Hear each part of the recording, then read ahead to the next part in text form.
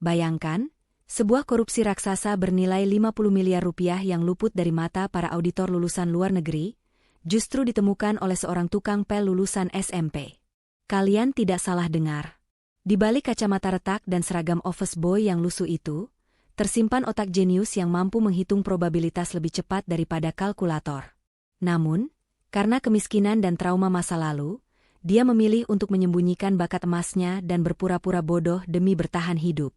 Ini adalah kisah tentang bagaimana angka-angka bisa menyelamatkan sebuah perusahaan, dan bagaimana ketulusan hati bisa memenangkan cinta yang tak terduga.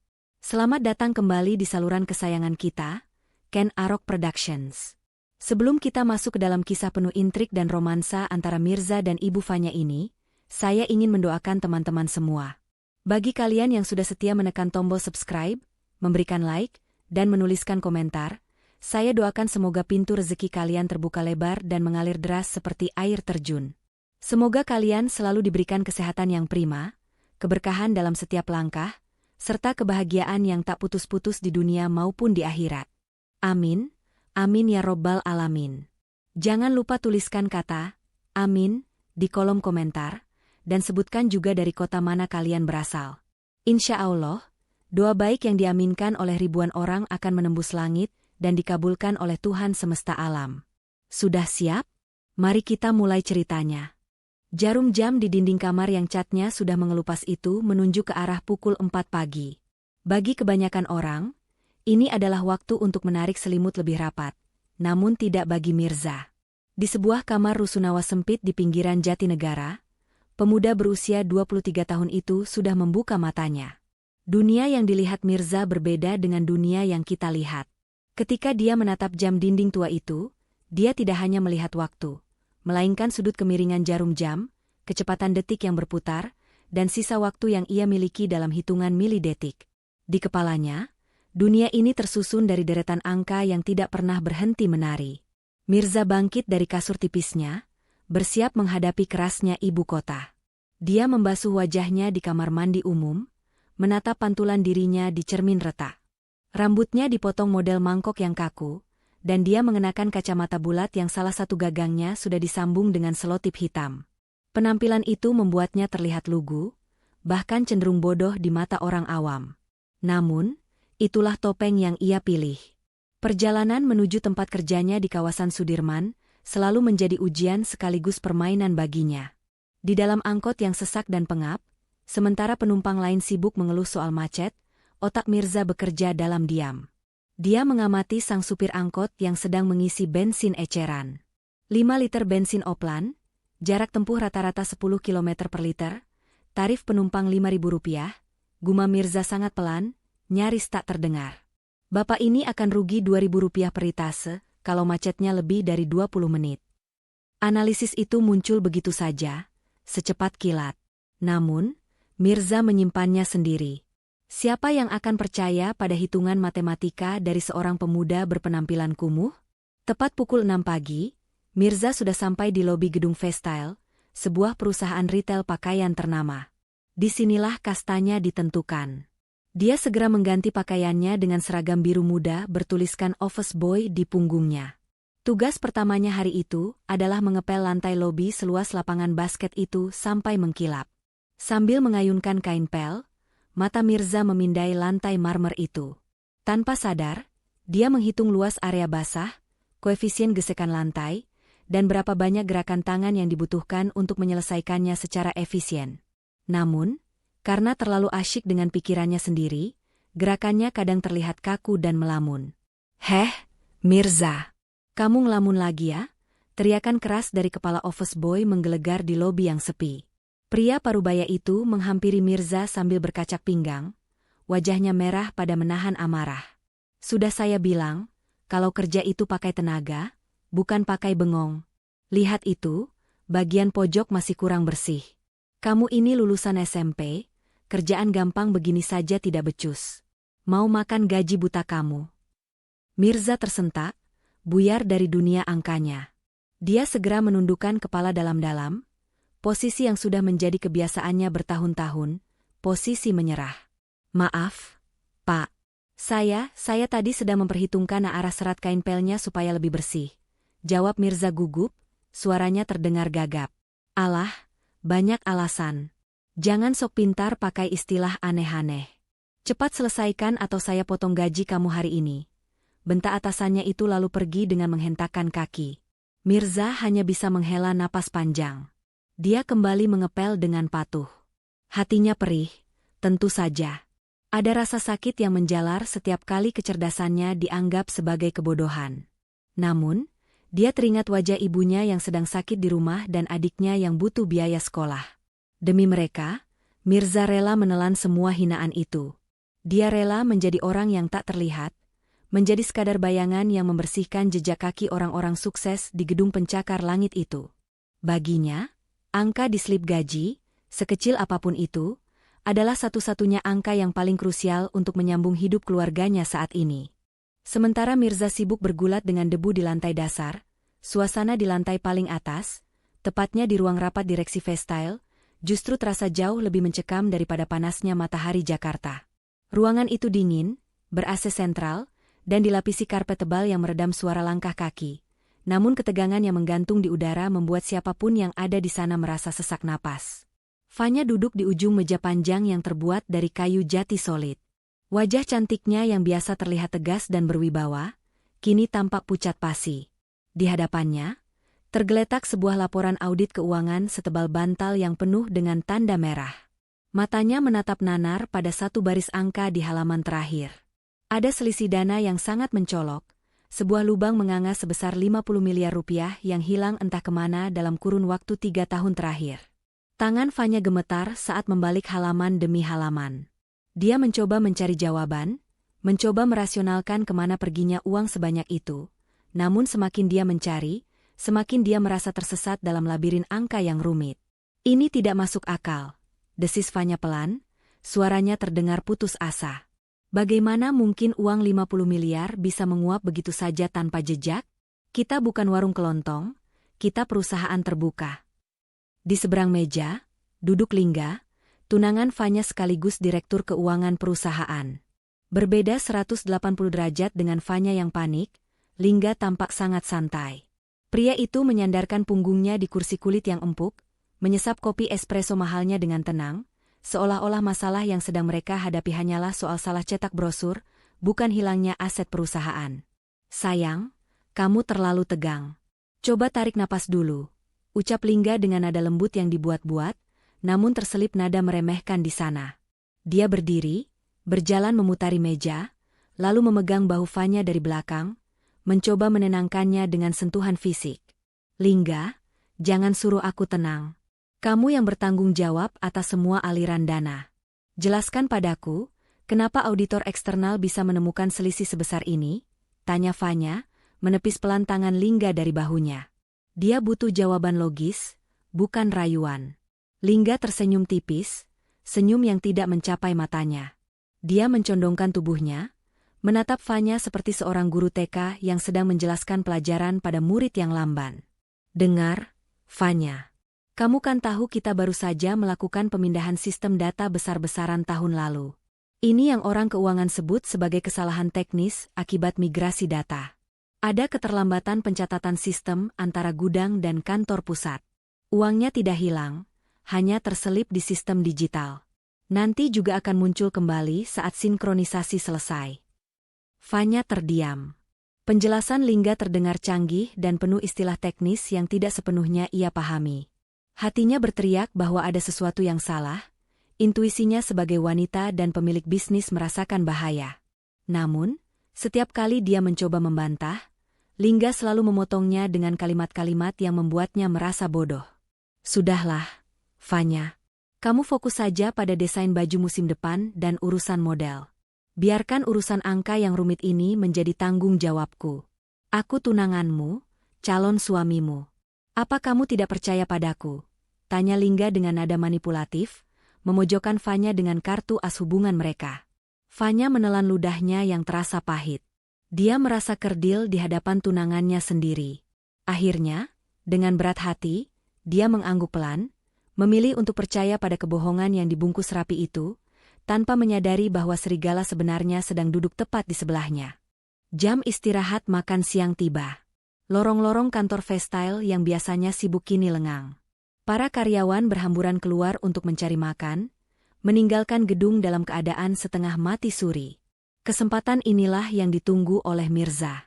Dengan langkah gontai namun sigap, dia mendorong troli kebersihannya menuju ruang rapat utama. Tugasnya sederhana, membersihkan sisa-sisa kotak makan siang, gelas kopi bekas, dan merapikan kursi sebelum para petinggi perusahaan kembali melanjutkan perdebatan mereka. Ketika Mirza mendorong pintu ruang rapat yang berat itu, hawa dingin sisa pendingin ruangan langsung menerpa wajahnya. Ruangan itu berantakan. Remah-remah kue berserakan di karpet, dan aroma kopi basi menguar di udara. Namun, perhatian Mirza tidak tertuju pada sampah-sampah itu. Matanya, yang terlatih untuk menangkap detail sekecil apapun, langsung terkunci pada papan tulis putih besar di ujung ruangan. Di papan tulis itu, Lingga meninggalkan grafik penjualan dan tabel arus kas bulanan yang digambarnya dengan spidol hitam untuk presentasi tadi pagi. Bagi orang awam, itu hanyalah deretan angka dan garis kurva yang membosankan. Tapi bagi Mirza, itu adalah sebuah simfoni musik yang sumbang. Sangat sumbang hingga membuat kepalanya sakit. Mirza melangkah mendekat, seolah terhipnotis. Dia meletakkan kain lapnya begitu saja di atas meja. Matanya memindai kolom, pengeluaran operasional, yang ditulis Lingga. Jantungnya berdegup kencang. Ada yang salah. Sangat salah. Di dalam otaknya yang jenius, Mirza mengenal sebuah prinsip matematika bernama hukum Benford. Hukum ini menyatakan bahwa dalam kumpulan data keuangan yang alami dan jujur, angka yang berawalan digit 1 akan muncul paling sering, sekitar 30%, sedangkan angka 9 sangat jarang muncul. Namun, data di papan tulis itu kacau balau. Angka 7 dan angka acak lainnya muncul terlalu sering dengan pola yang seragam. Ini adalah tanda mutlak bahwa data tersebut tidak terjadi secara alami, melainkan dikarang oleh tangan manusia yang mencoba terlihat acak. Ini bohong, ini data buatan, bisik Mirza, tangannya gemetar. Polanya terlalu rapi untuk sebuah transaksi bisnis. Rasa gatal di tangannya tak tertahankan lagi. Dorongan untuk meluruskan, kekeliruan, logika ini mengalahkan rasa takutnya sebagai seorang bawahan. Tanpa sadar, tangan kanan Mirza meraih sebuah spidol merah yang tergeletak di dekat papan tulis. Dengan napas tertahan, Mirza mulai mencoret. Dia melingkari grafik yang janggal itu dengan garis merah tebal. Di sebelahnya, dengan tulisan tangan yang kecil dan rapi, dia menuliskan sebuah catatan kaki singkat namun mematikan, melanggar hukum Benford. Probabilitas digit 7 terlalu tinggi. Ini data manipulasi manual, bukan hasil sistem. Baru saja dia meletakkan titik terakhir pada kalimat itu, suara langkah sepatu hak tinggi terdengar bergaung di lorong luar, semakin lama semakin dekat menuju pintu ruang rapat. Tuh. Mirza tersentak hebat, seolah baru bangun dari mimpi. Kesadarannya kembali. Dia panik luar biasa. Apa yang baru saja dia lakukan? Dia baru saja mencoret-coret papan tulis direksi. Jika ketahuan, bukan hanya dipecat, dia bisa dituduh merusak properti kantor. Dengan jantung yang mau meledak, Mirza melempar spidol itu ke meja, menyambar troli kebersihannya, dan buru-buru menyelinap keluar melalui pintu samping yang terhubung ke pantry, tepat sedetik sebelum pintu utama terbuka. Dia lolos, namun jejak merah yang ditinggalkannya di papan tulis itu akan segera memicu badai besar. Pintu ruang rapat terbuka lebar. Fanya melangkah masuk dengan wajah lelah, berniat mengambil berkas penting yang tertinggal di mejanya sebelum kembali berkutat dengan laporan yang membingungkan itu. Namun, langkah kakinya terhenti mendadak di tengah ruangan. Matanya yang tajam langsung terpaku pada papan tulis putih di hadapannya. Di antara grafik hitam rapi buatan Lingga, kini terdapat lingkaran merah yang mencolok mata. Tulisan tangan kecil di sebelahnya seolah mengejek seluruh presentasi tunangannya tadi pagi. Fanya mendekat, menyipitkan mata untuk membaca tulisan itu, melanggar hukum Benford. Probabilitas digit 7 terlalu tinggi. Ini data manipulasi manual. Darah Fanya berdesir. Istilah, hukum Benford, terdengar asing di telinganya. Namun intuisinya mengatakan bahwa ini bukan coretan iseng sembarangan. Ini adalah sebuah petunjuk. Dengan tangan gemetar, dia segera meraih telepon di meja dan menghubungi ruang keamanan. Kirimkan rekaman CCTV ruang rapat utama 10 menit terakhir ke komputer saya. Sekarang, perintah Fanya tegas. Tak butuh waktu lama, layar komputer Fanya menampilkan rekaman hitam putih. Dia menahan napas saat melihat sosok yang masuk ke ruangan itu. Bukan seorang mata-mata korporat berjas rapi, bukan pula auditor saingan, melainkan seorang pemuda kurus berseragam office boy yang sedang mendorong troli sampah. Fanya melihat bagaimana pemuda itu terpaku menatap papan tulis, lalu dengan ragu mengambil spidol dan menuliskan pesan itu sebelum lari ketakutan. Panggil office boy yang bertugas di lantai ini ke ruangan saya. Jangan sampai dia kabur, perintah Fanya kepada sekretarisnya melalui intercom. 5 menit kemudian, pintu ruangan Fanya diketuk. Mirza masuk dengan langkah berat, diiringi tatapan sinis sekretaris Fanya. Wajah pemuda itu pucat pasi, seputih kapas. Tubuhnya gemetar hebat, keringat dingin membasahi pelipisnya. Di dalam pikiran Mirza, tamat sudah riwayatnya. Dia pasti akan dipecat, dimaki-maki, dan mungkin dilaporkan ke polisi karena merusak dokumen perusahaan. Bayangan masa kecilnya saat dimarahi guru di depan kelas kembali menghantui, membuat dadanya sesak. Duduk, kata Fanya dingin, menunjuk kursi di depan mejanya. Mirza duduk di ujung kursi, menunduk dalam-dalam, tidak berani menatap mata sang CEO. Tangannya meremas celana kainnya yang lusuh dengan erat. Kamu yang menulis ini di papan tulis ruang rapat? Tanya Fanya sambil menyodorkan foto tulisan merah itu yang sempat ia potret. Mirza memejamkan mata, bersiap menerima amarah. Maafkan saya, Bu. Saya tidak bermaksud lancang. Tangan saya bergerak sendiri. Saya janji tidak akan mengulanginya lagi, tolong jangan pecat saya, Bu. Ibu saya sedang sakit. Saya butuh pekerjaan ini, racau Mirza dengan suara bergetar dan gagap. Saya tidak tanya soal pemecatan. Potong Fanya tegas, namun nadanya sedikit melunak melihat ketakutan yang tulus di wajah pemuda itu. Saya tanya, kamu tahu dari mana soal hukum Benford? Kamu mengerti apa yang kamu tulis? Atau kamu cuma menyalin dari internet? Mirza perlahan mengangkat kepalanya. Di balik kacamata retaknya, matanya yang ketakutan bertemu dengan tatapan menyelidik Fanya.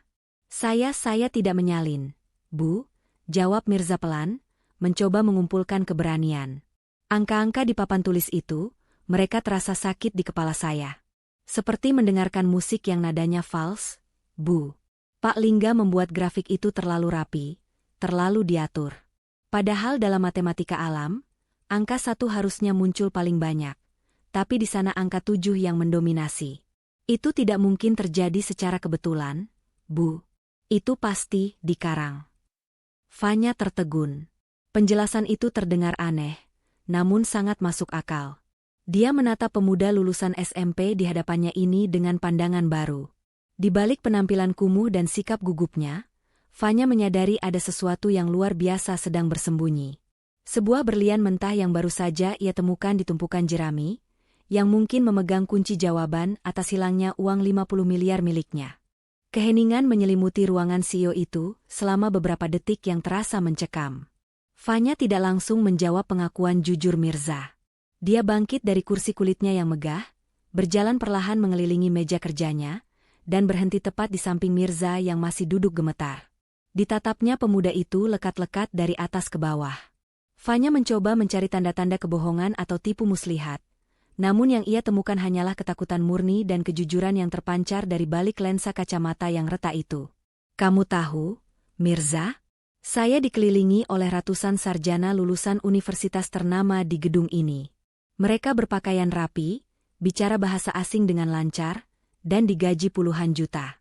Tapi anehnya, tidak ada satupun dari mereka yang mampu melihat apa yang kamu lihat di papan tulis itu, ucap Fanya pelan. Suaranya kini terdengar lebih lunak, namun penuh dengan beban harapan yang baru tumbuh. Mirza masih menunduk, meremas jemarinya yang kasar karena terlalu sering terkena air pel. Itu cuma kebetulan, Bu.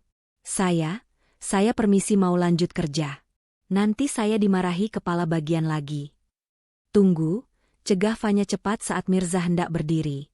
Tangannya menahan bahu Mirza agar tetap duduk. Dengar baik-baik. Saya tidak akan memecat kamu.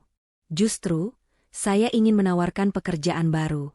Pekerjaan yang jauh lebih berbahaya, tapi jauh lebih penting daripada sekadar mengepel lantai lobi.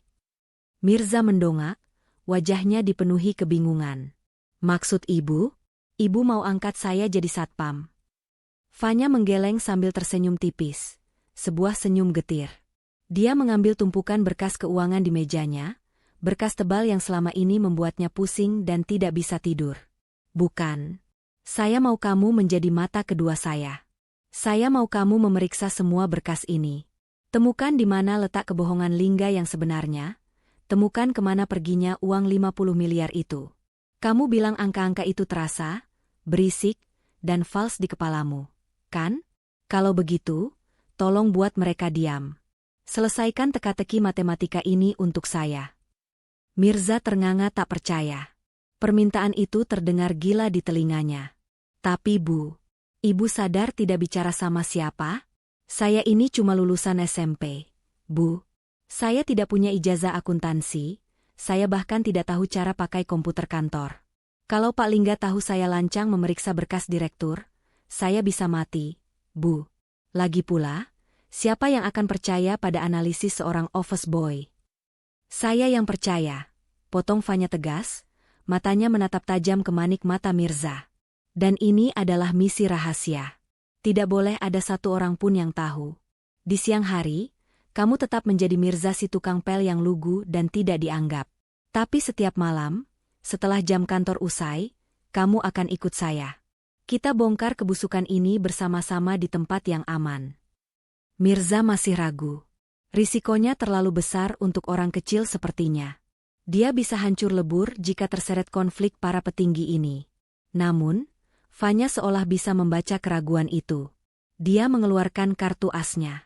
Fanya membuka laci meja, mengambil selembar kertas catatan kecil. Saya sudah cek data karyawan kamu di HRD. Saya tahu adik perempuanmu menunggak uang sekolah 3 bulan dan terancam tidak bisa ikut ujian. Kan? Saya juga tahu ibumu butuh obat paru-paru rutin yang harganya mahal. Ujar Fanya dengan nada lembut namun menekan. Kalau kamu setuju membantu saya, detik ini juga saya akan lunasi semua tunggakan sekolah adikmu sampai dia lulus SMA, dan saya akan tanggung seluruh biaya pengobatan ibumu di rumah sakit terbaik di Jakarta. Pertahanan Mirza runtuh seketika. Tawaran itu adalah jawaban dari doa-doa sujud malamnya selama ini. Air matanya menetes, membasahi pipinya yang tirus. Demi masa depan adiknya agar tidak bernasib sama sepertinya, dan demi kesehatan ibunya, Mirza rela masuk ke kandang singa sekalipun. Dengan suara parau menahan tangis, dia mengangguk pelan. Saya terima, Bu. Saya akan temukan uang ibu. Saya akan hitung sampai digit terakhirnya. Hari itu, sebuah kesepakatan rahasia terjalin di balik pintu tertutup. Mirza, sang office boy yang sering dihina dan dipandang sebelah mata, kini resmi menjadi senjata rahasia sang CEO untuk melawan tunangannya sendiri yang korup.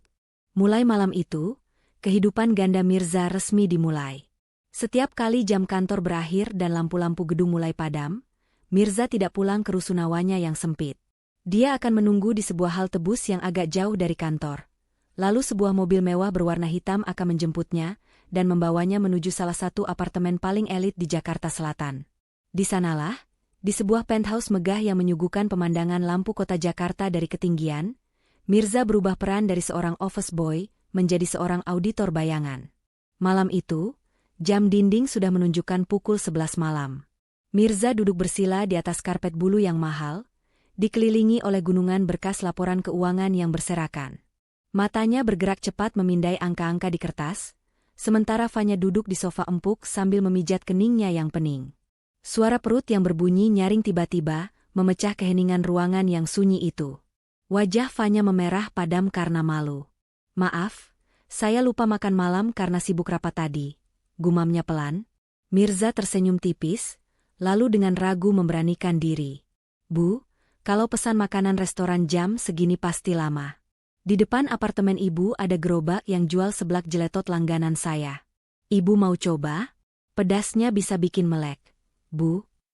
Awalnya Fanya ragu. Lidah bangsawannya tidak terbiasa dengan jajanan pinggir jalan. Namun, rasa lapar mengalahkan gengsinya. Ya sudah, belikan yang level 5. Saya suka pedas. Tantang Fanya, sok kuat. 15 menit kemudian, Fanya menyesali keputusannya. Wajah cantiknya kini banjir keringat dan air mata. Bibirnya yang merah merona semakin bengkak karena sengatan cabai rawit setan dari seblak itu. Mirza, ini makanan atau racun? Panas banget. Keluh Fanya sambil mengipas-ngipas lidahnya yang terbakar. Citra CEO yang anggun dan galak runtuh seketika, berganti menjadi tingkah wanita muda yang kepedesan dengan cara yang sangat menggemaskan. Mirza panik. Dia segera berlari ke dapur, mengambil sekotak susu cair dingin dan memberikannya pada Fanya. Minum susunya, Bu. Itu bisa netralisir pedasnya. Maaf, saya kira ibu kuat pedas. Setelah menghabiskan setengah kotak susu dan napasnya mulai teratur, Fanya tertawa kecil. Tawa yang lepas dan jujur, sesuatu yang jarang Mirza lihat di kantor. Suasana yang tadinya kaku perlahan mencair. Mereka kembali bekerja, namun kali ini lebih santai. Saat Mirza sedang serius menjelaskan temuan pola angka yang aneh, Fanya justru tidak memperhatikan kertasnya. Matanya terpaku pada wajah Mirza. Dia baru menyadari bahwa kacamata bulat yang dipakai Mirza itu retak parah di bagian lensa kanannya, dan gagangnya dililit selotip hitam yang kumal. Tanpa permisi, tangan halus Fanya terulur ke wajah Mirza. Diam sebentar, bisik Fanya. Jantung Mirza seolah berhenti berdetak saat jari-jari wangi Fanya menyentuh pelipisnya dan perlahan melepaskan kacamata butut itu. Dunia kamu pasti buram pakai kacamata rusak begini, ucap Fanya pelan. Saat kacamata itu terlepas, Fanya tertegun. Untuk pertama kalinya, dia melihat wajah asli Mirza tanpa penghalang. Ternyata, di balik lensa tebal itu, Mirza memiliki sepasang mata coklat terang yang indah dengan bulu mata yang sangat lentik, jauh lebih lentik dari bulu mata Fanya sendiri. Wajah yang selama ini terlihat cupu dan konyol, tiba-tiba terlihat manis dan teduh. Loh, mata kamu bagus banget, Mirza. Bulu matanya lentik. Puji Fanya spontan, jarak wajah mereka kini cukup dekat di bawah cahaya lampu ruang tengah yang temaram.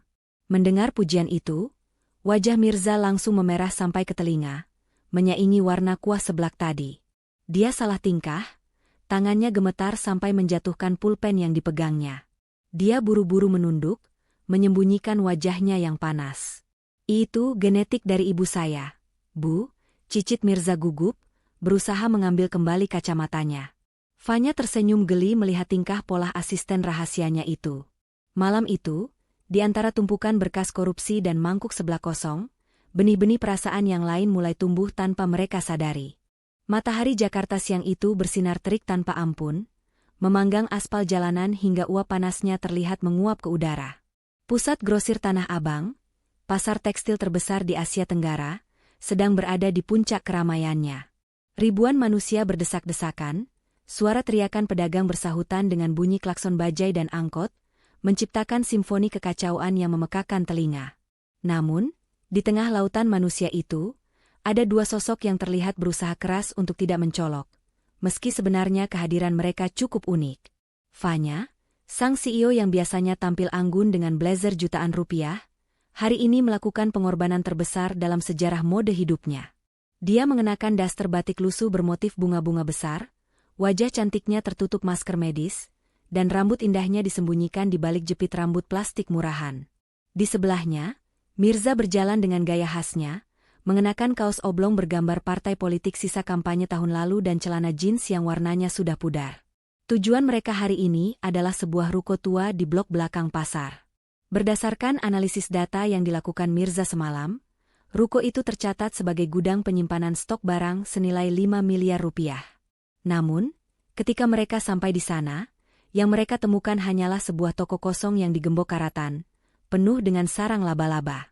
Tidak ada tumpukan baju, tidak ada aktivitas bongkar muat. Dugaanku benar, Bu. Ini gudang hantu, bisik Mirza sambil memotret ruko itu dengan ponsel Fanya sebagai bukti. Pak Lingga mencatat pembelian fiktif ke alamat ini untuk mengeluarkan uang perusahaan, padahal barangnya tidak pernah ada. Fanya mengepalkan tangannya geram. Bukti korupsi tunangannya kini terpampang nyata di depan mata. Namun, saat mereka hendak berbalik pergi untuk kembali ke mobil yang diparkir agak jauh, masalah lain muncul. Seorang preman pasar bertubuh besar dengan tato naga melingkar di lengannya tiba-tiba menghadang langkah mereka. Mulutnya mengunyah permen karet dengan kasar, matanya menatap Fanya dengan tatapan melecehkan. Wo, Neng. Mau kemana buru-buru? Bayar dulu uang keamanan lewat sini. 50.000, bentak preman itu sambil menengadahkan tangan yang kotor. Fanya tersentak kaget. Dia refleks mundur bersembunyi di belakang punggung Mirza. Naluri bisnisnya ingin melawan, tapi dia sadar ini bukan ruang rapat ber-AC. Ini jalanan. Mirza, yang biasanya penakut dan gemetaran di depan Fanya, tiba-tiba melangkah maju. Dia tidak memasang kuda-kuda untuk berkelahi, melainkan membetulkan letak kacamatanya dengan tenang. Bang, maaf. Abang minta 50.000, tanya Mirza dengan suara datar namun cepat. Matanya menyapu motor butut milik si preman yang diparkir sembarangan di trotoar. Iya. Kenapa? Gak punya duit lu? Tantang si preman sambil meludah ke aspal. Mirza menunjuk motor preman itu. Plat nomor motor abang itu mati pajaknya sudah 3 tahun 2 bulan. Denda keterlambatan pajak kendaraan bermotor di Jakarta itu 2% per bulan dari pokok pajak. Ditambah lagi, abang parkir di atas trotoar, melanggar perda ketertiban umum. Kalau saya teriak panggil petugas dishub di ujung jalan sana, motor abang bakal diderek. Biaya tebusnya 500.000, denda tilangnya 250.000, plus bayar pajak mati sekitar 1,5 juta. Preman itu melongo, otaknya gagal memproses rentetan angka yang dimuntahkan Mirza secepat senapan mesin. Jadi, lanjut Mirza dengan tatapan tajam di balik kacamata retaknya, abang mau ambil 50.000 dari kami sekarang tapi rugi 2 juta lebih karena motornya diangkut. Atau abang biarkan kami lewat dan abang hemat 2 juta. Preman itu tampak bingung. Matanya bolak-balik menatap Mirza dan petugas berseragam biru yang memang terlihat samar-samar di kejauhan. Nyalinya ciut dihantam logika matematika. Tanpa bicara lagi, dia minggir memberi jalan sambil menggerutu kesal. Fanya menatap punggung Mirza dengan mulut sedikit terbuka. Jantungnya berdegup kencang, bukan lagi karena takut, tapi karena kagum. Di tengah kekacauan pasar yang bising itu, Mirza yang kurus dan terlihat lemah, baru saja melindunginya dengan senjata yang paling mematikan, kecerdasan. Bagi Fanya, momen itu jauh lebih heroik daripada adegan film laga manapun. Malam itu, suasana di penthouse Fanya terasa jauh lebih dingin dari biasanya, meski pendingin ruangan sudah dimatikan. Di layar laptop yang menyala terang, ribuan baris data transaksi keuangan perusahaan terpampang nyata. Mirza duduk tegang di depan layar, jemarinya menari lincah di atas papan ketik, sementara matanya bergerak cepat mengikuti aliran angka yang seolah sedang bermain petak umpet dengannya. Setelah berjam-jam berkutat dengan data mentah yang mereka kumpulkan, Mirza akhirnya menemukan benang merahnya. Matanya membelalak di balik kacamata retaknya. Dia melihat sesuatu yang indah secara matematis, namun busuk secara moral. Ketemu, bisik Mirza pelan, memecah keheningan. Pak Lingga jenius, Bu. Tapi kejeniusannya dipakai untuk hal jahat. Fanya yang sedang melamun di sofa langsung bangkit dan mendekat. Maksud kamu apa, Mirza? Kamu menemukan buktinya? Mirza menunjuk layar laptop dengan ujung pulpennya. Lihat ini, Bu. Awalnya transaksi ini terlihat acak. 1 juta, 1 juta, 2 juta, 3 juta, 5 juta, 8 juta. Bagi auditor biasa, ini cuma pengeluaran operasional kecil yang wajar. Tapi bagi saya, ini adalah deret Fibonacci. Fanya mengernyitkan dahi. Fibo apa? Fibonacci, Bu. Pola bilangan di mana setiap angka adalah penjumlahan dari 2 angka sebelumnya. 1 tambah 1 jadi 2, 1 tambah 2 jadi 3, 2 tambah 3 jadi 5, dan seterusnya, jelas Mirza dengan antusias, seolah sedang menjelaskan keajaiban dunia. Pak Lingga memecah uang korupsinya mengikuti pola deret ini, supaya tidak terdeteksi oleh software audit yang biasanya mencari pola angka bulat atau angka kembar. Dia menyembunyikan kejahatannya di dalam harmoni matematika alam. Fanya terdiam, rasa kagum dan ngeri bercampur jadi satu. Tunangannya ternyata jauh lebih licik dari dugaannya. Namun, penemuan itu membawa mereka ke satu hambatan besar. Sebuah folder digital tersembunyi bernama Project Omega yang terkunci rapat oleh password. Kita butuh kata sandi untuk membuka rincian rekening penerimanya, Bu, kata Mirza. Fanya dengan percaya diri mengetikkan tanggal jadiannya dengan Lingga. Akses ditolak. Dia mencoba tanggal ulang tahunnya.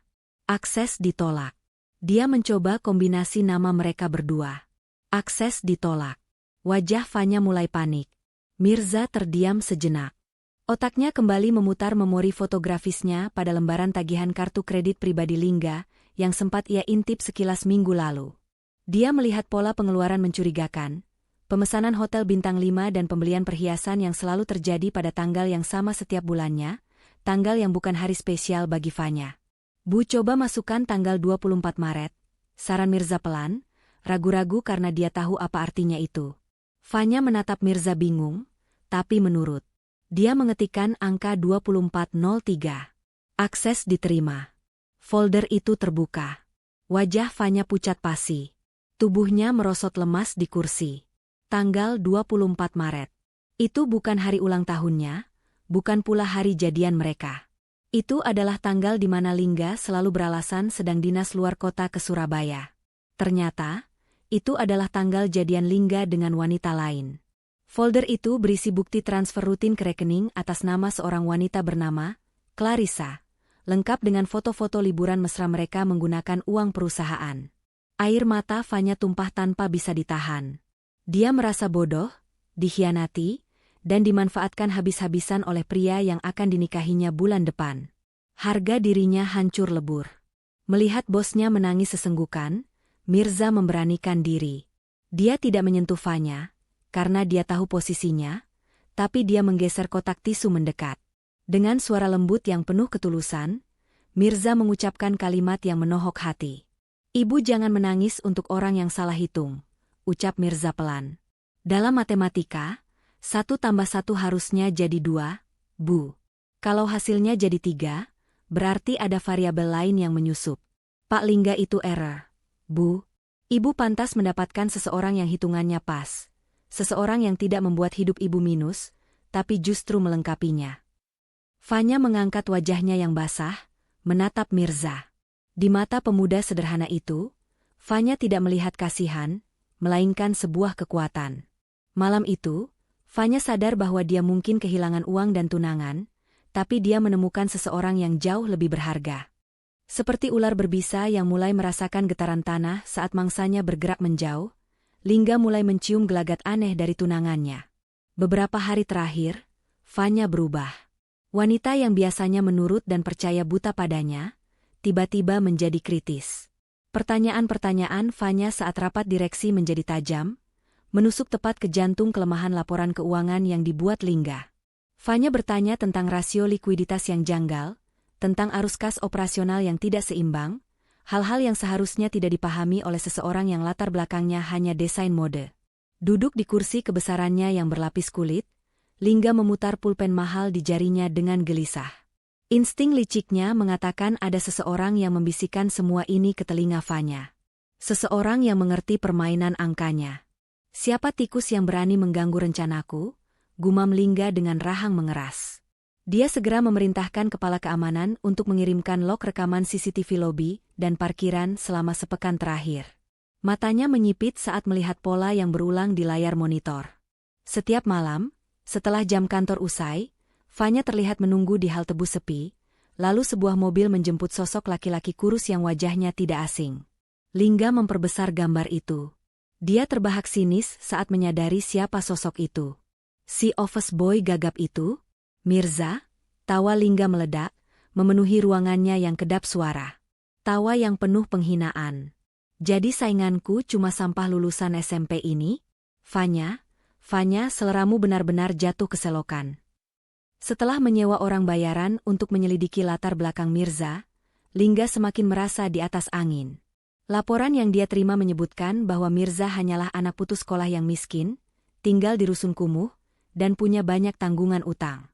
Bagi Lingga, orang miskin adalah mangsa yang paling mudah diterkam karena mereka tidak punya perisai kekuasaan.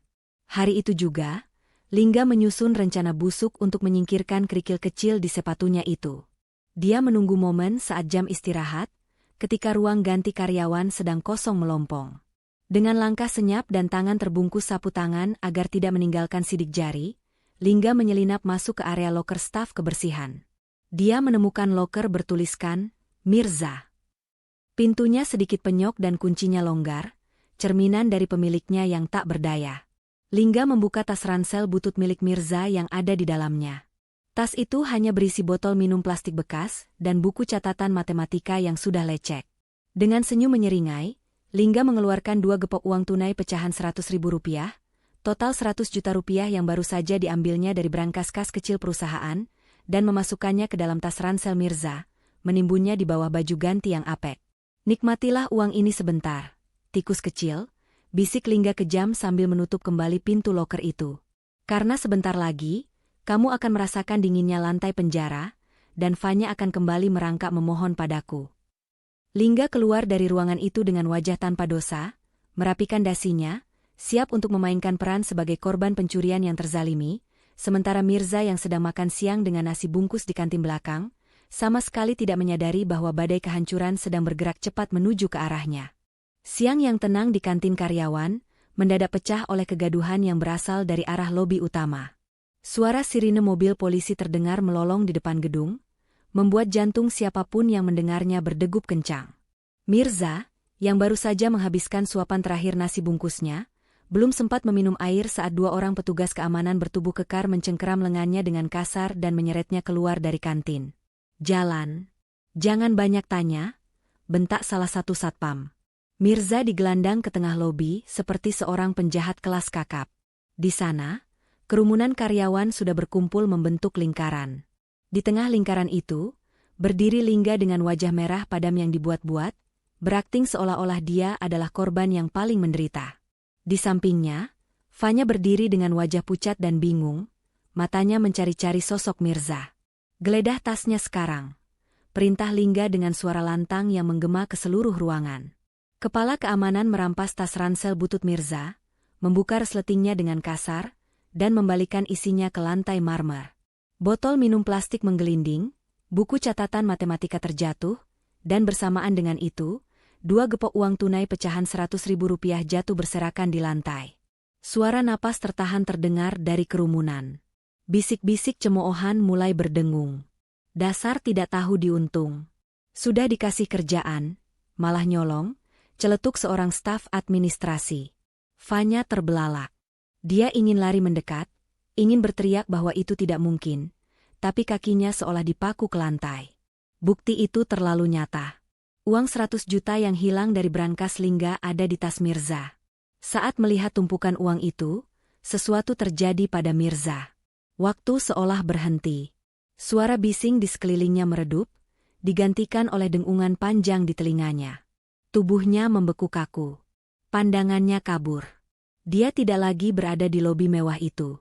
Ingatannya melemparnya kembali ke masa lalu, ke ruang kelas SD yang pengap 10 tahun lalu. Dia melihat bayangan gurunya yang merobek kertas ujian matematikanya di depan teman-temannya, menuduhnya menyontek hanya karena dia miskin tapi pintar. Rasa malu, rasa tidak berdaya, dan rasa ketidakadilan itu menghantam dadanya seperti palu godam. Trauma itu melumpuhkan saraf bicaranya. Mirza hanya bisa menunduk, gemetar, tanpa sepatah kata pun membela diri. Polisi mulai mendekat, membawa borgol besi yang dingin. Lingga mengambil kesempatan itu untuk mendekati Mirza. Dia berpura-pura merapikan kerah baju Mirza, padahal bibirnya mendekat ke telinga pemuda itu dan membisikkan ancaman yang mematikan. Kalau kamu berani buka mulut atau melawan, aku pastikan foto-foto Fanya dan reputasi perusahaannya hancur detik ini juga. Jadilah anak baik, masuk penjara, dan Fanya selamat. Ancaman itu menyegel mulut Mirza rapat-rapat. Demi Fanya, demi wanita yang pertama kali memuji matanya, Mirza rela hancur. Dia membiarkan tangannya diborgol. Dia membiarkan dirinya diseret keluar gedung, melewati Fanya yang menangis histeris sambil ditenangkan oleh sekretarisnya. Mirza sempat menoleh sekilas, memberikan tatapan perpisahan yang menyiratkan, "Saya tidak melakukannya, tapi saya harus pergi." Siang itu, Mirza bukan lagi seorang jenius matematika. Dia hanyalah seorang tersangka, seorang narapidana dengan nomor punggung, yang dikorbankan di atas altar keserakahan orang-orang berkuasa. Malam itu, di sebuah sel tahanan kantor polisi yang pengap dan berbau lembab, Mirza duduk meringkuk di pojok ruangan. Dia memeluk lututnya sendiri, menatap kosong ke arah lantai semen yang dingin. Cahaya lampu neon yang berdengung di lorong, hanya remang-remang menyinari wajahnya yang lelah. Dia merasa seperti angka 0 dalam sebuah persamaan matematika yang panjang. Ada, tapi tidak memiliki nilai, mudah dihapus dan diabaikan. Hatinya sudah pasrah menerima nasib bahwa masa depannya telah berakhir di sini. Namun, keheningan malam itu pecah oleh suara langkah kaki terburu-buru. Mirza mengangkat kepalanya perlahan. Di balik jeruji besi yang kokoh itu, berdiri sosok yang tidak pernah ia duga akan melihatnya dalam kondisi serendah ini. Fanya berdiri di sana. Penampilan wanita itu jauh dari kata sempurna. Rambutnya berantakan, matanya sembab bengkak karena menangis, dan dia masih mengenakan baju kantor yang kusut. Tidak ada lagi aura CEO yang angkuh, yang tersisa hanya seorang wanita yang sedang hancur hatinya. Tanpa peduli pada lantai yang kotor, Fanya menjatuhkan dirinya, duduk bersimpuh tepat di depan sel Mirza. Tangannya mencengkeram jeruji besi erat-erat, hingga buku-buku jarinya memutih. "Kenapa, Mirza? Kenapa kamu diam saja tadi siang?" tanya Fanya dengan suara serak menahan isak tangis. "Aku tahu kamu tidak mengambil uang itu. Aku tahu kamu orang paling jujur yang pernah aku temui. Kenapa kamu membiarkan Lingga menang? Kenapa kamu membiarkan dirimu dihina seperti sampah?" Mirza menatap Fanya dengan senyum tipis yang menyedihkan. Dia bergeser mendekat, meski terhalang besi dingin. "Bu, Pak Lingga berbisik kepada saya. Dia punya rencana cadangan untuk menghancurkan reputasi ibu. Dia mengancam akan menyebarkan fitnah dan foto-foto rekayasa yang bisa membuat perusahaan ibu bangkrut dalam semalam kalau saya melawan," jawab Mirza pelan, suaranya tenang namun menyayat hati. "Bagi dunia, saya ini cuma office boy lulusan SMP, Bu. Saya sudah biasa dianggap sampah, dianggap nol. Kalau saya hancur, tidak ada yang peduli. Tapi ibu adalah angka 1 yang memimpin ribuan orang. Ibu tidak boleh minus. Biar saya yang jadi korban, asal ibu selamat." Mendengar pengakuan itu, pertahanan Fanya runtuh total. Air matanya tumpah semakin deras. Dia tidak menyangka pemuda kurus di hadapannya ini memiliki hati seluas samudera. Mirza mengorbankan kebebasannya hanya untuk melindungi nama baik Fanya. Rasa bersalah dan rasa cinta bercampur aduk menjadi satu kemarahan yang membara di dada Fanya. Fanya mengulurkan tangannya melalui celah jeruji, meraih tangan Mirza yang dingin dan kasar. Dia menggenggamnya seerat mungkin, menyalurkan keyakinan yang membara. "Dengar aku baik-baik, Mirza. Kamu bukan sampah. Kamu bukan nol. Di mata aku, kamu adalah aset paling berharga yang pernah aku miliki. Kamu jauh lebih bernilai daripada semua uang di perusahaan itu," ucap Fanya tegas, matanya kini menyala dengan tekad baja. "Aku tidak akan membiarkan kamu busuk di sini. Tunggu aku. Aku akan mengeluarkan kamu, dan kita akan buat Lingga menyesal karena sudah berani mengganggu milikku." Malam itu, di balik jeruji besi penjara, sebuah janji suci terucap. Bukan janji manis percintaan biasa, melainkan sebuah sumpah perang. Fanya bangkit berdiri, mengusap air matanya dengan kasar. Dia berjalan keluar dari kantor polisi dengan langkah yang berbeda. Dia bukan lagi korban manipulasi. Dia adalah singa betina yang siap menerkam balik demi menyelamatkan pasangannya. Matahari belum sepenuhnya terbit ketika Fanya melakukan langkah nekat. Dengan mengerahkan tim pengacara terbaik di Jakarta dan menjaminkan sertifikat penthouse mewahnya, dia berhasil mendapatkan penangguhan penahanan untuk Mirza. Pintu besi kantor polisi terbuka. Mirza melangkah keluar dengan wajah lelah dan baju yang masih sama. Namun kali ini, ada Fanya yang menunggunya di dalam mobil sedan hitam dengan mesin yang sudah menderu, siap untuk berperang.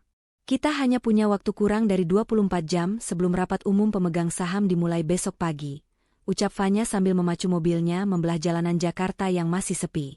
"Lingga berencana menggunakan rapat itu untuk melengsarkan aku dengan tuduhan ketidakmampuan manajemen.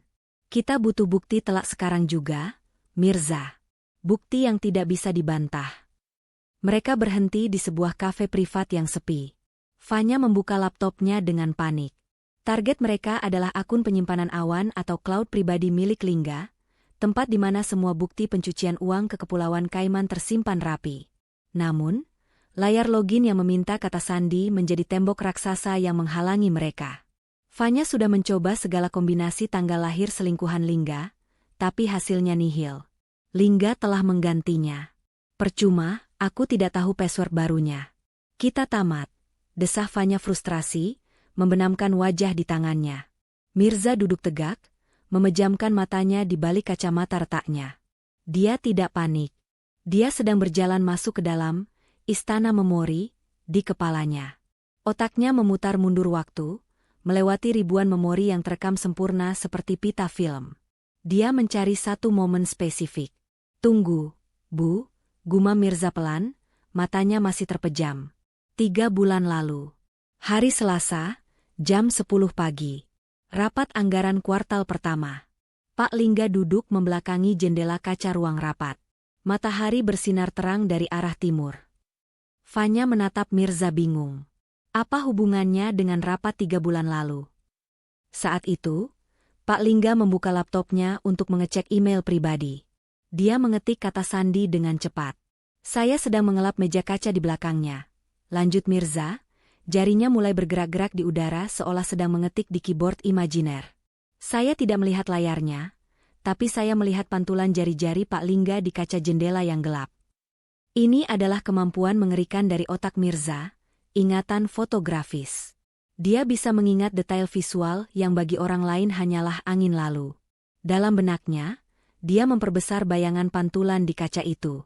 Dia melihat jari telunjuk Lingga menekan huruf kapital di sisi kiri, lalu kelingking kanan menekan angka, diikuti serangkaian simbol. Huruf besar K, angka 4 huruf kecil I, S. AR tanda seru. Gumam Mirza sambil mengetikkan karakter-karakter itu ke kolom password di laptop Fanya. Fanya menahan napas, jantungnya berdegup kencang melihat kursor yang berkedip.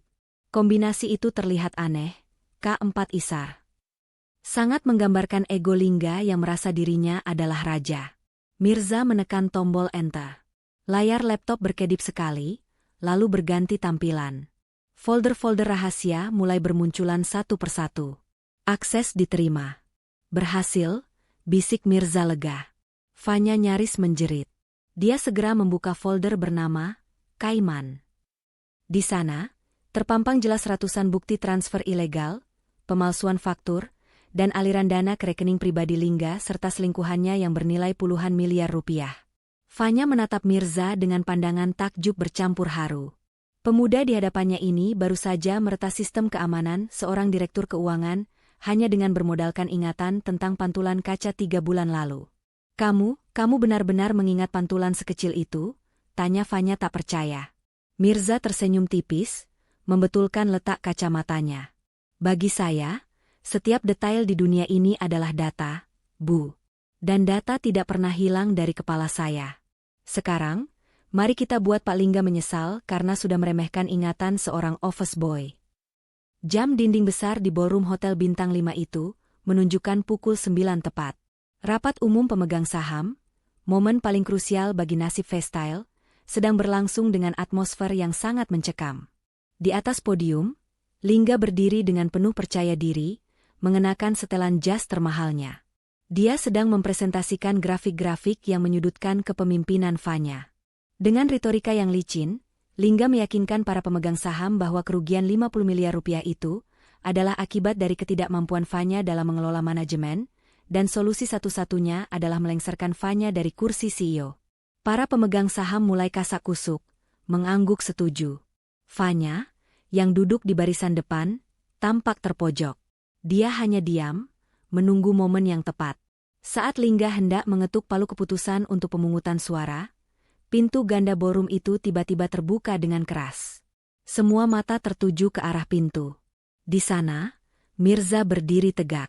Namun, dia bukan lagi Mirza si office boy yang bungkuk dan lusuh. Penampilannya telah berubah total. Rambut mangkoknya yang kaku telah dipangkas rapi dengan gaya coma hair yang mempertegas garis wajahnya. Kacamata retaknya sudah hilang, digantikan oleh lensa kontak yang membuat sorot mata cerdasnya terlihat tajam dan mengintimidasi. Tubuhnya dibalut setelan jas pas badan berwarna biru tua yang memancarkan aura profesional. Dia tidak terlihat seperti tukang pel. Dia terlihat seperti seorang eksekutif muda yang siap mengambil alih dunia. Tanpa mempedulikan tatapan kaget Lingga, Mirza melangkah pasti menuju meja operator di samping panggung. Dengan gerakan cepat, dia mencabut kabel koneksi laptop Lingga dan menyolokkan kabel itu ke laptop yang ia bawa. Maaf mengganggu dongeng indahnya, Pak Lingga. Tapi saya rasa para pemegang saham berhak melihat data yang asli, bukan fiksi karangan Bapak, ucap Mirza lantang. Suaranya tenang, berat, dan penuh wibawa, tidak ada lagi gagap yang biasa terdengar. Layar raksasa di belakang podium berkedip, lalu menampilkan sebuah diagram aliran dana yang sangat rumit namun jelas. Itu adalah visualisasi data yang Mirza olah semalam. Bapak dan Ibu sekalian, Mirza mulai berbicara layaknya dosen matematika yang sedang mengajar murid-muridnya. Apa yang kalian lihat ini adalah pola aliran dana perusahaan selama 3 tahun terakhir. Pak Lingga mencoba menyembunyikan uang korupsinya dengan memecahnya ke dalam nominal kecil mengikuti deret Fibonacci. 1, 1, 2, 3, 5, 8, agar terlihat acak dan lolos audit sistem. Tapi, matematika tidak pernah berbohong. Mirza menekan satu tombol, dan layar itu menampilkan garis merah yang menghubungkan ribuan transaksi kecil itu menuju satu muara. Sebuah rekening di Kepulauan Kaiman atas nama perusahaan cangkang milik Lingga. Total uang yang dialirkan adalah 52 miliar, 340 juta, 150 rupiah. Semuanya masuk rekening pribadi Pak Lingga tepat 24 jam setelah pencairan dana proyek fiktif di Tanah Abang, jelas Mirza dengan presisi yang mematikan. Lingga memucat. Kakinya lemas. Dia mencoba berteriak memanggil keamanan, tapi suaranya tercekat. Seluruh ruangan hening, terpukau oleh pembuktian logika yang begitu telanjang dan tak terbantahkan. Mirza baru saja melakukan skakmat dalam satu langkah, meruntuhkan kerajaan kebohongan Lingga hanya dengan kekuatan angka. Suasana di dalam ruang pertemuan yang megah itu berubah menjadi kacau balau dalam sekejap mata. Presentasi Mirza bukan hanya sekadar membuka mata para pemegang saham, melainkan juga menjadi lonceng kematian bagi karir Lingga. Belum sempat Lingga menyusun kata-kata untuk menyangkal, pintu ruangan kembali terbuka.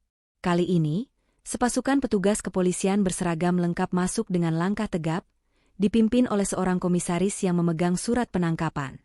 Fanya ternyata sudah mempersiapkan segalanya dengan sangat matang. Lingga panik setengah mati. Dia mencoba kabur lewat pintu belakang panggung, namun petugas keamanan gedung yang sudah muak dengan arogansinya dengan sigap menghadang. "Lepaskan saya. Kalian tidak tahu siapa saya? Ini semua fitnah. Itu data palsu buatan office boy bodoh itu," teriak Lingga histeris saat tangannya ditarik paksa dan diborgol.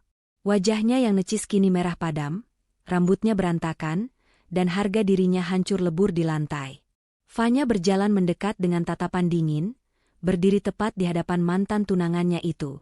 Dia menatap Lingga bukan lagi dengan cinta, melainkan dengan rasa kasihan yang mendalam. "Data tidak pernah berbohong, Lingga," ucap Fanya tenang namun menusuk. "Dan satu lagi, rekening wanita bernama Clarissa yang kamu transfer setiap bulan itu juga sudah kami bekukan. Polisi juga sedang menjemput dia sekarang atas tuduhan penadah uang hasil kejahatan. Permainan kamu sudah selesai." Mendengar nama selingkuhannya disebut, lutut Lingga lemas. Dia akhirnya diseret keluar ruangan diiringi tatapan jijik dari para kolega bisnis yang dulu memujanya. Lingga, sang direktur keuangan yang sombong, jatuh dari puncak kekuasaan menuju dinginnya sel penjara dalam hitungan menit. Setelah drama penangkapan itu usai, Fanya kembali naik ke atas podium. Dia mengambil alih mikrofon, menenangkan kegaduhan yang terjadi. Dengan anggun, dia memanggil Mirza untuk berdiri di sampingnya. "Bapak dan Ibu sekalian," suara Fanya bergetar karena haru namun penuh kebanggaan. "Hari ini, perusahaan kita selamat bukan karena sistem canggih atau konsultan mahal. Kita selamat berkat kejujuran dan kejeniusan pemuda di samping saya ini. Namanya Mirza. Dia mungkin masuk ke gedung ini sebagai petugas kebersihan, tapi mulai hari ini, saya pastikan dia tidak akan pernah memegang kain pel lagi." Fanya menoleh ke arah Mirza, tersenyum lebar dengan mata berkaca-kaca. "Di depan kalian semua, saya mengangkat Mirza sebagai staf ahli audit internal khusus. Dan atas nama perusahaan, saya akan memberikan beasiswa penuh untuk Mirza melanjutkan pendidikannya ke jenjang universitas. Dia adalah aset masa depan Vestyle." Ruangan itu meledak oleh tepuk tangan riuh. Para pemegang saham berdiri memberikan penghormatan. Mirza tertegun, matanya basah. Dia melihat ke arah Fanya, dan di sana dia tidak lagi melihat seorang atasan yang jauh tak tersentuh. Dia melihat seorang rekan, seorang partner yang mempercayainya 100%. Hari itu menjadi titik balik terbesar dalam hidup Mirza. Kacamata retaknya mungkin masih ada di saku, tapi pandangannya menatap masa depan kini jauh lebih jernih dan cerah dari sebelumnya. 1 bulan berlalu sejak badai korupsi itu mereda. Langit Jakarta sore itu tampak begitu indah, disapu warna jingga keemasan matahari terbenam. Di atap gedung Vestail yang tinggi, angin berhembus pelan, menerbangkan ujung dasi seorang pemuda yang sedang berdiri sendirian menatap cakrawala. Itu Mirza. Kini dia bukan lagi mengenakan seragam biru muda, melainkan kemeja kerja rapi dengan kartu identitas bertuliskan Junior Internal Auditor yang tergantung bangga di dadanya. Meski penampilannya sudah berubah drastis, kebiasaannya melamunkan angka masih belum hilang. Dia sedang menghitung estimasi volume awan cumulus yang berarak di kejauhan. Sedang menghitung apa lagi, Tuan Jenius? Suara lembut itu membuyarkan lamunan Mirza. Dia menoleh dan mendapati Fanya berjalan mendekat. Wanita itu terlihat lebih santai hari ini, senyumnya lepas tanpa beban. Bu Fanya. Enggak, Bu. Saya cuma menghitung kecepatan angin, jawab Mirza gugup sambil membetulkan kacamatanya yang kini sudah baru dan bening. Fanya terkekeh pelan. Dia berdiri di samping Mirza, ikut menatap matahari terbenam. Keheningan yang nyaman menyelimuti mereka berdua, sebuah keheningan yang jauh berbeda dari ketegangan saat mereka bersembunyi di Tanah Abang dulu. Mirza, panggil Fanya tiba-tiba, suaranya berubah serius. Kamu kan jago menghitung peluang. Coba hitung, berapa persen probabilitas keberhasilannya kalau seorang CEO wanita pacaran dengan mantan office boy? Jantung Mirza serasa berhenti berdetak. Pertanyaan itu datang tanpa aba-aba, menyerang pertahanannya. Wajahnya langsung memerah padam sampai ke telinga. Otak jeniusnya berputar keras, tapi kali ini bukan angka yang muncul, melainkan kepanikan. Itu rumusnya kompleks. Bu, gagap Mirza, keringat dingin mulai keluar. Variabelnya terlalu banyak. Ada variabel status sosial yang timpang, variabel restu orang tua, variabel pandangan masyarakat, belum lagi variabel ekonomi makro dan... Belum sempat Mirza menyelesaikan analisis datanya, Fanya sudah melangkah maju, memangkas jarak di antara mereka hingga hanya tersisa beberapa sentimeter. Tangan Fanya terulur, meraih kerah kemeja Mirza dan membenarkan letak dasinya yang sedikit miring dengan gerakan yang sangat intim. Aroma parfum vanila Fanya langsung memenuhi indera penciuman Mirza, membuat otaknya blank total. Kamu terlalu banyak mikir, Mirza, bisik Fanya lembut sambil menatap lurus ke dalam mata Mirza. Menurut perhitungan aku, peluangnya 100%. Karena variabel utamanya cuma satu, aku sayang sama kamu. Mirza mematung. Matanya terbelalak lebar. Dia membuka mulutnya hendak bicara, tapi tidak ada suara yang keluar. Fanya tersenyum jahil. Dia kemudian merogoh saku blazernya dan mengeluarkan sebuah kotak cincin beludru merah. Ya, Fanya yang melamar duluan. Jadi, Mirza, maukah kamu jadi variabel tetap dalam hidup saya selamanya? Melihat cincin itu dan mendengar kalimat lamaran dari bosnya sendiri, sistem saraf Mirza mengalami overload. Dia terlalu kaget, terlalu bahagia, dan terlalu tidak percaya. Kakinya lemas seketika. Hah? Hanya itu yang keluar dari mulutnya sebelum pandangannya menggelap. Bruk! Mirza pingsan di lantai atap saking syoknya. Fanya panik sebentar, tapi kemudian tertawa lepas melihat kelakuan calon suaminya yang polos itu. Ya ampun, Mirza, bangun. Kamu belum jawab, iya? Seru Fanya sambil menepuk-nepuk pipi Mirza dengan gemas. Sore itu, di bawah langit senja Jakarta, kisah cinta mereka diresmikan dengan cara yang paling unik. Lamaran yang membuat sang jenius matematika kehilangan kesadarannya. Jika kalian berpikir bahwa menyatukan dua hati yang berbeda kasta itu sulit, cobalah bayangkan betapa rumitnya menyatukan otak seorang seniman mode dengan otak seorang kalkulator berjalan dalam merencanakan sebuah pesta pernikahan. Masa-masa persiapan pernikahan Mirza dan Fanya bukanlah diisi dengan romantisme mendayu-dayu, melainkan dipenuhi dengan perdebatan konyol yang menguji kesabaran, namun justru semakin merekatkan hubungan mereka. Ini adalah benturan antara estetika melawan logika matematika. Suatu siang di vendor dekorasi bunga, Fanya sedang berbinar-binar. Dia menginginkan konsep garden party di dalam gedung dengan ribuan bunga lili putih yang menggantung dari langit-langit. Bagi Fanya, Itu adalah definisi keindahan yang sempurna. Namun, di sebelahnya, Mirza tidak sedang melihat keindahan itu. Keningnya berkerut dalam, tangannya sibuk memencet kalkulator di ponselnya, dan matanya menatap langit-langit gedung dengan tatapan analitis. Sayang, lihat deh. Cantik banget kan kalau bunganya penuh begini? Tanya Fanya antusias. Mirza menggeleng pelan dengan wajah serius. Bukan soal cantiknya, Fanya. Tapi coba hitung volume ruangan ini dibagi dengan jumlah tamu undangan 500 orang. Kalau kamu pasang bunga sebanyak itu, sirkulasi udara akan terhambat. Tamu di meja nomor 8-10 akan mengalami defisit oksigen sekitar 0,5%. Akibatnya, mereka bakal cepat mengantuk dan pesta kita jadi sepi sebelum jam 8 malam. Secara matematis, ini tidak efisien. Fanya melongo. Dia menatap vendor dekorasi yang juga ikut bingung, lalu menatap calon suaminya itu dengan tatapan gemas ingin mencubit. Mirza, ini pernikahan, bukan ujian fisika. Orang datang buat makan dan foto, bukan buat hitung kadar oksigen. Tidak berhenti di situ, drama berlanjut ke sesi food testing atau mencicipi makanan catering. Fanya, layaknya calon pengantin pada umumnya, sibuk menilai rasa rendang dan kekenyalan puding. Dia memejamkan mata, menikmati setiap gigitan.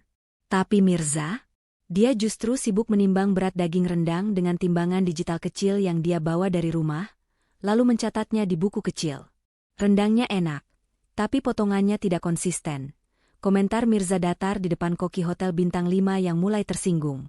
Rata-rata beratnya beda 5 gram per potong. Kalau dikalikan 1000 porsi, kita rugi 5 kilogram daging, Bu. Itu setara dengan anggaran 2 juta rupiah yang terbuang sia-sia. Kita harus minta revisi kontrak. Fanya yang sudah tidak tahan lagi melihat kelakuan calon suaminya yang terlalu logis itu, akhirnya mengambil tindakan tegas. Dia mengambil sebuah kue sus berukuran besar yang penuh dengan krim vanila, lalu dengan cepat menyumpalkannya ke mulut Mirza yang sedang sibuk bicara soal anggaran. MMPPHH. Mirza kaget. Matanya melotot lucu dengan pipi menggembung penuh kue. Diam dan makan saja, Pak Kalkulator, ucap Fanya sambil tertawa puas, membersihkan sisa krim di sudut bibir Mirza dengan jarinya. Mulai sekarang, urusan hitungan berhenti di pintu gedung. Di sini, kamu cuma perlu hitung berapa kali jantung kamu berdebar kalau lihat aku pakai gaun pengantin. Mengerti? Mirza mengunyah kue sus itu dengan susah payah, lalu mengangguk pasrah sambil tersenyum malu. Di balik perdebatan-perdebatan kecil itu, mereka berdua sadar bahwa perbedaan itulah yang membuat hidup mereka berwarna. Fanya mengajarkan Mirza menikmati keindahan, dan Mirza mengajarkan Fanya menghargai ketelitian. Kombinasi yang aneh, tapi sempurna. Hari yang dinanti akhirnya tiba. Gedung pernikahan yang didekorasi dengan nuansa putih dan emas itu tampak begitu megah namun elegan, mencerminkan selera Fanya yang berkelas. Ribuan bunga lili putih, hasil kompromi perhitungan oksigen Mirza, tertata rapi di setiap sudut, menebarkan aroma harum yang lembut. Di ujung karpet merah, Mirza berdiri tegak menunggu mempelai wanitanya. Penampilannya hari itu sungguh membuat pangling siapa saja yang mengenalnya. Mirza mengenakan beskap putih modern dengan sentuhan adat yang pas di tubuhnya. Rambutnya ditata rapi, wajahnya bersih bersinar, dan kacamata lensa kontaknya membuat sorot matanya terlihat tajam namun penuh kasih. Tidak ada lagi jejak office boy yang membungkuk takut.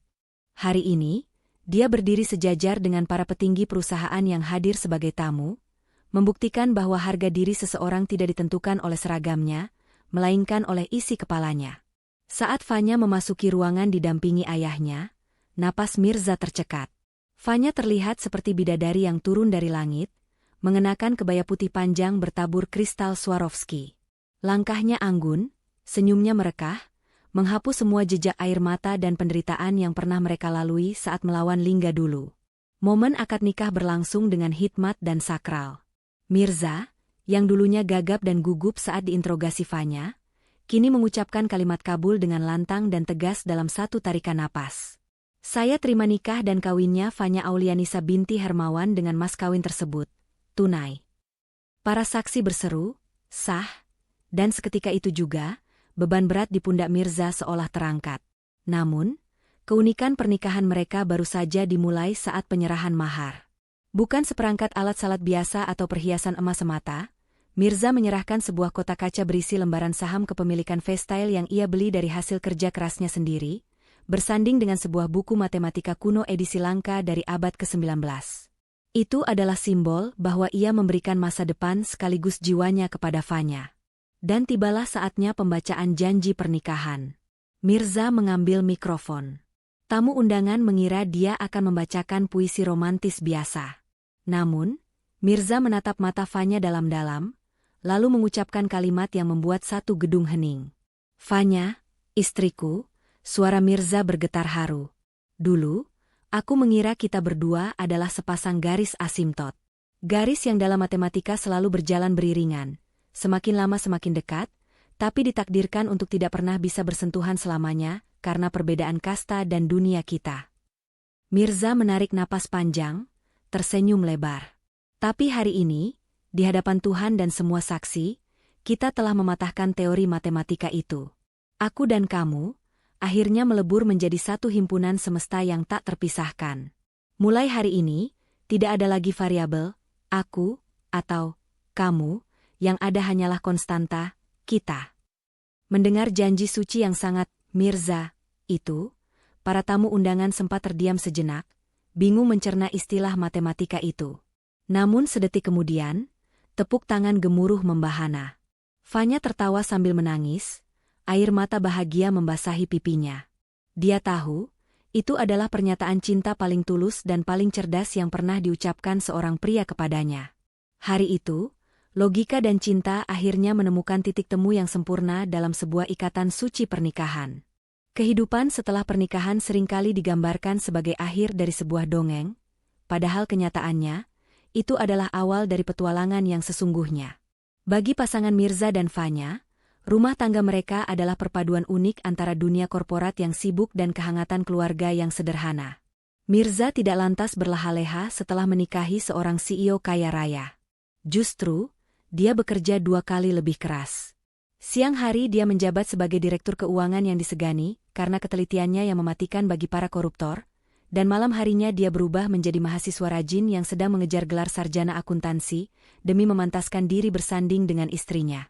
Ada satu pemandangan rutin yang selalu membuat para karyawan supermarket langganan mereka geleng-geleng kepala.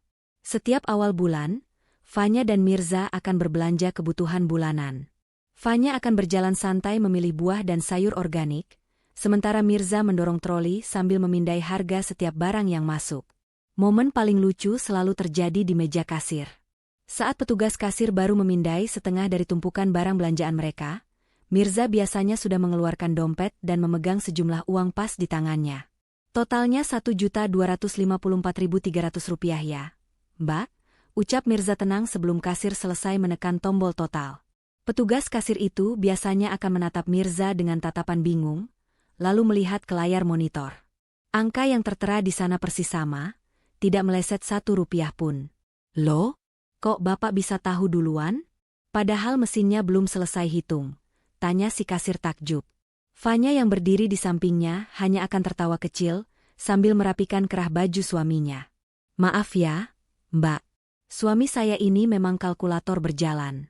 Dia sudah menghitung pajaknya bahkan sebelum kita sampai di antrean. Jadi jangan coba-coba salah kembalian ya." Namun, di balik lucuan dan kejeniusan itu, ada momen-momen intim yang jauh dari sorotan mata publik. Malam hari adalah waktu di mana topeng jabatan mereka dilepaskan. Di ruang kerja rumah mereka yang nyaman, seringkali terlihat pemandangan yang mengharukan. Mirza duduk di meja belajar dengan tumpukan buku tebal, keningnya berkerut menahan kantuk karena harus mempersiapkan ujian semester kuliahnya. Padahal seharian dia sudah lelah memimpin rapat direksi. Saat itulah, Fanya akan datang membawa segelas teh hangat. Sang CEO yang di kantor ditakuti ribuan karyawan itu, kini dengan lembut memijat bahu suaminya yang kaku. "Capek ya, Pak Mahasiswa?" goda Fanya lembut, mencium pipi Mirza. "Istirahat dulu. Jangan terlalu keras sama diri sendiri. Kamu sudah hebat, sayang." Mirza akan menoleh, menatap istrinya dengan mata lelah namun penuh cinta. Dia meraih tangan Fanya dan mengecupnya. "Aku harus belajar, Fanya. Aku ingin mengejar ketertinggalanku. Aku ingin menjadi imam yang tidak hanya bermodal cinta, tapi juga bermodal ilmu untuk memimpin keluarga kita. Rumah tangga mereka dibangun bukan di atas tumpukan harta Fanya atau kejeniusan Mirza semata, melainkan di atas rasa saling melengkapi. Mirza menjaga harta dan bisnis Fanya dengan logika matematikanya, sementara Fanya menjaga hati dan kewarasan Mirza dengan kasih sayangnya. Mereka adalah bukti bahwa pasangan terbaik bukanlah mereka yang sama persis, melainkan mereka yang saling mengisi ruang kosong satu sama lain. 5 tahun telah berlalu seperti hembusan angin yang lembut, membawa perubahan musim dalam kehidupan keluarga kecil Mirza dan Fanya. Di sebuah perumahan elit yang tenang dan asri, rumah mereka berdiri dengan gaya minimalis modern, dipenuhi jendela kaca besar yang membiarkan cahaya matahari pagi masuk menyinari kebahagiaan di dalamnya. Pagi itu adalah hari Minggu yang santai. Di ruang tengah yang beralaskan karpet bulu tebal, Mirza sedang duduk bersila dengan laptop di pangkuannya. Meski hari libur, kebiasaannya meneliti angka sulit dihilangkan. Dia sedang memeriksa draft anggaran proyek terbaru perusahaan. Keningnya berkerut serius, matanya bergerak cepat memindai kolom-kolom di layar. Di sebelahnya, Leo, putra pertama mereka yang baru berusia 4 tahun, sedang asyik bermain menyusun balok kayu warna-warni. Suasana hening sejenak, hanya terdengar suara ketikan keyboard Mirza. Namun, tiba-tiba tangan mungil Leo menunjuk ke arah layar laptop ayahnya.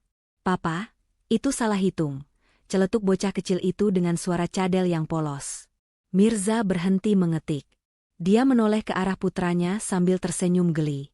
"Apanya yang salah? Jagoan? Papa lagi hitung biaya beton, loh. Ini angkanya ribuan." "Itu," tunjuk Leo lagi dengan telunjuk kecilnya ke baris total di pojok kanan bawah. 78 dikali 12 itu 936, Pak. Bukan 946. Papa kelebihan 10. Mirza tertegun. Dia segera mengambil kalkulator di ponselnya untuk mengecek. Jantungnya berdegup kencang saat melihat hasilnya. Putranya benar. Hasil perkalian itu memang 936. Mirza salah memasukkan 1 digit angka karena terburu-buru. "Ya ampun," desis Mirza tak percaya. Dia menatap putranya dengan mata terbelalak. Anak sekecil ini sudah bisa mengoreksi perkalian 2 digit di luar kepala? Fanya yang baru datang dari dapur membawa piring berisi potongan buah segar, melihat ekspresi syok suaminya. "Kenapa, sayang? Kok mukanya tegang begitu? Ada masalah kantor?" Mirza menunjuk Leo dengan wajah masih takjub. "Fanya, anak kita, dia baru saja mengoreksi hitungan aku. Dan dia benar. Dia menghitung perkalian puluhan tanpa kalkulator." Fanya. Umurnya baru 4 tahun. Fanya menatap Leo, lalu menatap Mirza, dan akhirnya tertawa lepas sambil menepuk jidatnya. "Ya ampun, ternyata bibit unggul kalkulatornya nurun deras banget ya. Aku kira dia bakal nurun bakat seni aku, ternyata malah jadi saingan papanya." Mereka berdua tertawa bahagia. Mirza langsung menggendong Leo, mencium pipi gembil anaknya dengan bangga. Fanya memeluk mereka berdua dari samping, menyandarkan kepalanya di bahu Mirza. "Sepertinya kita harus siap-siap, Bu CEO," canda Mirza sambil menatap istrinya. 20 tahun lagi, posisi direktur keuangan bakal ada yang merebut." "Tidak apa-apa," jawab Fanya lembut. "Asal dia tumbuh jadi laki-laki yang jujur dan bertanggung jawab seperti papanya." Kamera kehidupan mereka perlahan bergerak mundur, menjauh dari jendela ruang tengah yang hangat itu. Menampilkan sebuah keluarga kecil yang dibangun di atas pondasi kejujuran, diperkuat oleh tiang logika, dan beratapkan cinta yang tulus. Kisah Mirza dan Fanya mengajarkan kita satu hal, bahwa cinta itu tidak selalu butuh rumus yang rumit. Terkadang, cinta hanya butuh 2 hati yang saling melengkapi variabel yang hilang, mengubah kekurangan menjadi kelebihan, dan menjadikan ketidakmungkinan sebagai sebuah takdir yang indah. Nah, Sobat Ken Arok Productions, itulah tadi akhir perjalanan cinta sang jenius matematika, Mirza, dan bos cantiknya, Fanya. Sebuah kisah yang membuktikan bahwa emas akan tetap bersinar meski tersembunyi di dalam lumpur, dan ketulusan hati akan selalu menemukan jalannya untuk menang. Bagaimana menurut kalian kisah kali ini? Bagian mana yang paling bikin kalian baper atau gregetan? Apakah saat Mirza di penjara, atau saat dia skakmat lingga di ruang rapat? Tulis pendapat kalian di kolom komentar ya. Dan bagi kalian yang punya cita-cita atau bakat terpendam, jangan pernah menyerah. Teruslah berjuang seperti Mirza. Siapa tahu, kesuksesan kalian sudah menunggu di tikungan berikutnya. Jangan lupa like, share video ini ke teman-teman kalian, dan pastikan lonceng notifikasinya sudah nyala agar tidak ketinggalan kisah seru lainnya. Sampai jumpa di video berikutnya. Salam sukses dan bahagia selalu.